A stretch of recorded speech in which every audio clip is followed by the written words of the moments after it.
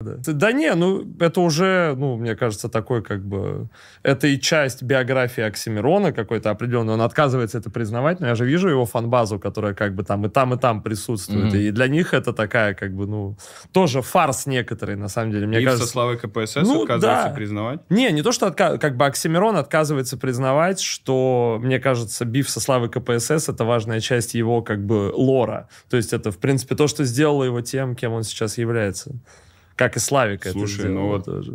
Попса, ну, батл легендарный. Ну, то есть я раз в год, каждый год смотрю. Мы, типа, вот недавно собирались, у меня много кто говорил из, типа, знакомых там артистов, что говорят, ну, раз в годик можно, ну, реально бомба. Так видишь, это же, как бы, ну, на них на обоих повлияло, то есть они, как бы, навсегда связаны, получается, вот этой, как бы, да? Как бы, как Бэтмен и Джокер. Да, видишь, да. Почему у Джокера нет собственного кино?